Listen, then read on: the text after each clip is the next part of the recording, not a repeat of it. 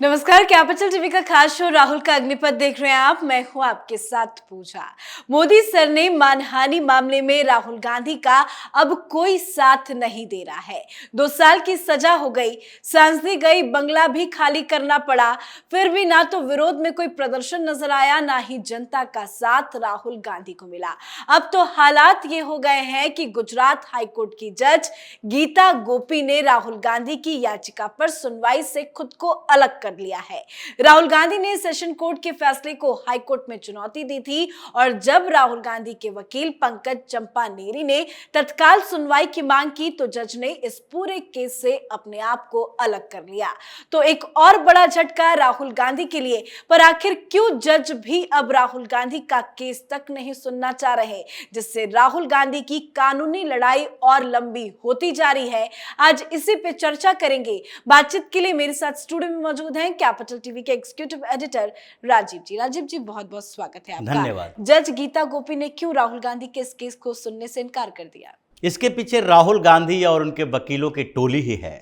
जिस तरीके से आप कानूनी लड़ाई लड़ रहे हो, उसको पॉलिटिकल एजेंडा बना रहे हो, तो उसके बाद जजों के मन में भी ये विचार आता है कि अगर हमने फैसला दिया तो इस फैसले के पीछे क्या क्या होने वाला है, आगे क्या हो सकता है, ये बड़ी मुश्किल घड़ी हो जाती है। क्योंकि इसीलिए न्यायपालिका के ऊपर सवाल उठाने से मना किया गया कि हाई कोर्ट, सुप्रीम कोर्ट के फैसलों के ऊपर कोई भी सवाल नहीं उठेगा, जजों के उन फैसलों के पीछे के कारण नहीं जाने जाएंगे और इसलिए न्यायपालिका को स्वतंत्र रखा गया है। लेकिन राहुल गांधी के इस पूरे मामले में क्या हुआ?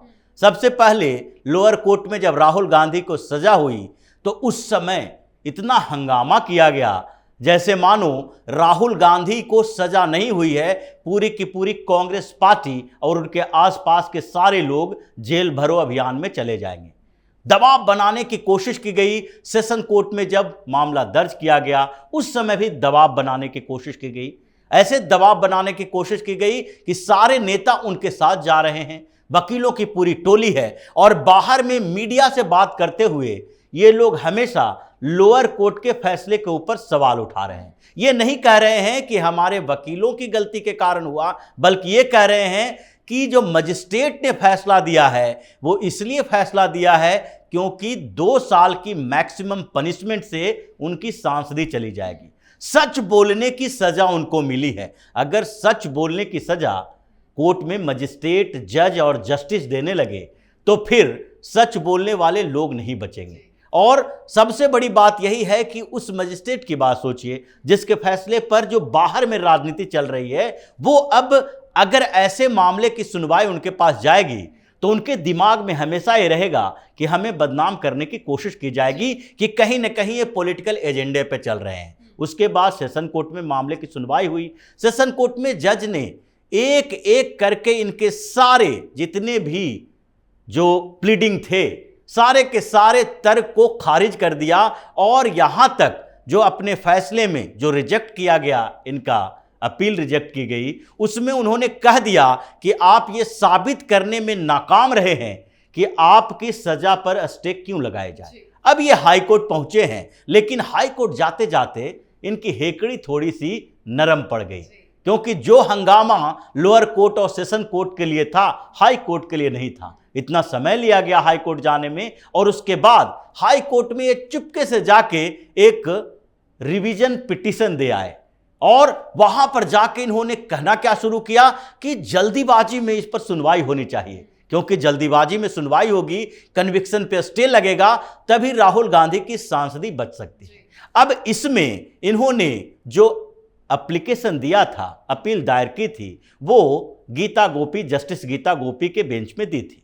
अब ये उनके सामने कह रहे हैं कि आप जल्दी सुनवाई कीजिए और सुनवाई के लिए तारीख हमारे अनुसार तय कीजिए। इसके साथ साथ आप ये भी कीजिए कि कन्विक्शन पर स्टे लगा दीजिए। इनकी जो मांग है उससे उनको गुस्सा आ गया कि भाई अगर इस मामले में सुनवाई जल्दीबाजी में होगी और जल्दीबाजी में सुनवाई के बाद अगर हम दूसरे पक्ष को भी सुनना चाहें, इस पूरे मामले की सुनवाई हो, इनके सारे लॉजिक तर्क को देखें और फिर हम कुछ समय मांगे कि 10 दिन के बाद फिर अगली तारीख। लेकिन अब अचानक से इतनी जल्दबाजी क्यों हो गई? क्योंकि बहुत देर के बाद तो हाईकोर्ट पे इन्होंने अपील की है। क्योंकि ये लेट हो गया है, इसलिए जल्दीबाजी हुई।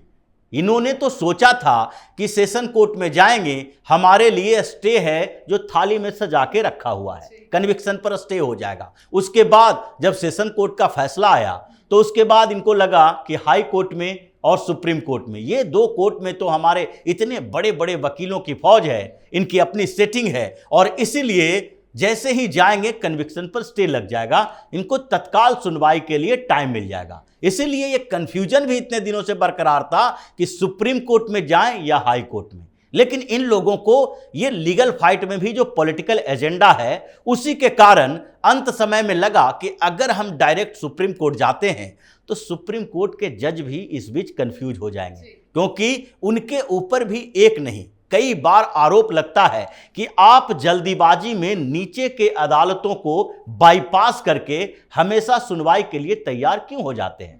क्योंकि कुछ कुछ मामले तो देखने को मिलते हैं जहां सुप्रीम कोर्ट ये कह देता है कि आप जाओ हाई कोर्ट में जाओ, लेकिन जब बड़े मामले आते हैं तो आपका वो लॉजिक और वो कानूनी पहलू कहां चला जाता है। आप क्यों नहीं कहते हैं कि आप एक परंपरागत ट्रेडिशनल जो तरीका है कानूनी लड़ाई का, कि नीचे की अदालत लोअर कोर्ट से, मजिस्ट्रेट कोर्ट से, सेशन कोर्ट से, एडिशनल सेशन कोर्ट, उसके बाद डिस्ट्रिक्ट कोर्ट से होते हुए हाई कोर्ट और सुप्रीम कोर्ट में पहुंचे, ये ट्रेडिशनल तरीके के लिए आप उन लोगों को क्यों नहीं कहते हैं। तो इसीलिए ये सवाल उठ रहा था और इनको लग रहा था कि ऐसा ना हो कि सुप्रीम कोर्ट में जाएं और कन्विक्शन पे स्टे लगाने के बदले सुप्रीम कोर्ट हमें नीचे भेज दे, तो कुछ और समय हमारा बर्बाद हो जाएगा, क्योंकि पहले ही ज्यादातर समय हमने बर्बाद कर लिया है। इसीलिए किसी भी तरीके से अंतिम मंथन में हुआ कि अब हाई कोर्ट की शरण में जाना चाहिए, और हाई कोर्ट में जो हड़बड़ी दिखाई और जस्टिस गीता गोपी को लगा कि जिस तरीके से इस सजा के प्रावधान को और कानूनी लड़ाई को इन लोगों ने राजनीतिक बना दिया है और हर जज के फैसले पर सवाल उठा रहे हैं, वैसे तो हमारे पर सवाल उठ सकता है।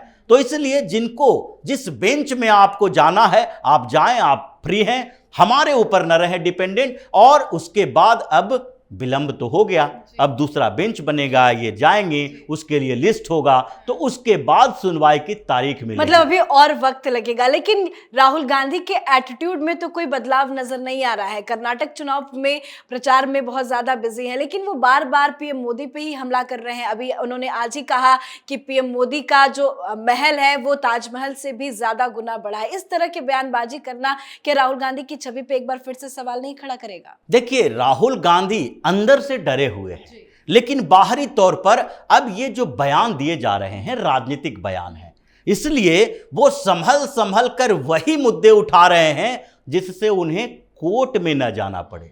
ये जो बयान है ये पूरी तरीके से पॉलिटिकल है, जो सेंट्रल विस्टा के लिए भी ये देते रहे, ये पीएमओ के लिए भी देते रहे और प्राइम मिनिस्टर के आवास के लिए भी देते रहे। जिस आवास की बात करें, यह चाहे तो सेंट्रल विस्टा की बात करें, संसद की बात करें, या फिर पीएम आवास की बात करें, ये आवास कितने दिनों से प्रधानमंत्री नरेंद्र मोदी के पास है। ये तो इनको समझना चाहिए कि सबसे ज्यादा समय तक तो इन्हीं की पार्टी के लोगों का कब्जा रहा। और जहां तक सेंट्रल विस्टा का सवाल है, वहां पर तो ये पहले ही सरेंडर कर चुके हैं। प्रधानमंत्री नरेंद्र मोदी ने भी एक बार यह सवाल उठाया था संसद के अंदर, जब पूरी की पूरी विपक्षी पार्टियां और साथ में कांग्रेस ये बार बार सवाल कर रही थी कि सेंट्रल विस्टा पर इतना खर्च क्यों हो, हजारों करोड़ का खर्च क्यों किया जाए, बेरोजगारों पर खर्च किया जाए, रोजगार के लिए खर्च किया जाए। तो उन्होंने कहा था कि ये जो परंपरा है कांग्रेस की और कांग्रेस में जो मंथन चल रहा है, इन्होंने पहले ही स्वीकार कर लिया है कि अगले 50 साल तक हमें सत्ता में नहीं आना है।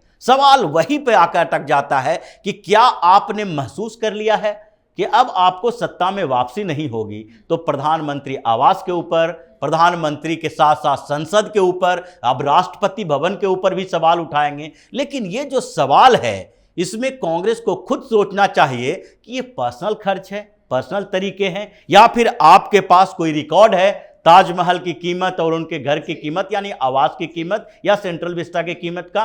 तो ये ऊपरी तौर पर आप पॉलिटिकल कमेंट करते हैं, जो आपकी अपरिपक्वता का प्रदर्शन करता है। लोग समझने लगे हैं कि ये उसी तरीके का नेता है जैसे छुटभइये नेता डिस्ट्रिक्ट लेवल का हो या किसी पार्टी का छोटा मोटा स्पोक्स पर्सन हो। ये उलूल जुलूल तर्क देके किसी के ऊपर कोई भी आरोप लगा लेकिन देगा। पीएम मोदी जिस तरह से परिवारवाद और भ्रष्टाचार पर हमला बोलते हैं, उस पे तो कोई जवाब नहीं आता, क्योंकि इनके पास उसका जवाब नहीं है। अब ये बौखलाहट में क्या कर रहे हैं, कांग्रेस के लोग डीके शिव कुमार, डॉक्टर परमेश्वर, रणदीप सुरजेवाला, ये सब मिलके अमित शाह के ऊपर मुकदमा दर्ज करने पहुंच गए। अमित शाह के ऊपर मुकदमा किस बात का दर्ज किया कि विपक्ष को बदनाम करने की कोशिश की जा रही है, सांप्रदायिकता भड़काई जा रही है। सांप्रदायिकता किसको कहा जा सकता है? अगर अमित शाह ने वहां रैलियों में कहा कि अगर कांग्रेस की सरकार आती है तो यहां फिर से परिवारवाद की राजनीति होगी, परिवारवादी लोग इस पूरे व्यवस्था पर कब्जा कर लेंगे, इसमें गलती क्या है? क्या डीके शिव कुमार और डीके सुरेश दोनों भाई नहीं हैं जो सांसद हैं, दोनों कांग्रेस के हैं? अगर सत्ता में आते हैं तो इन लोगों का वर्चस्व नहीं होगा। जितने कांग्रेस के नेता हैं कर्नाटक में भी, सब अपने परिवार को स्थापित करने में लगे हुए हैं। जहां तक दंगे की बात है, दंगा कांग्रेस की देन रही है। लंबे समय का इतिहास ये बताता है कि एंटी सिख दंगा हो या फिर एंटी मुस्लिम दंगा हो, सबसे ज्यादा दंगा चाहे भागलपुर से लेकर जितने बड़े बड़े दंगे हुए हैं सारे कांग्रेस की सरकार में हुए हैं,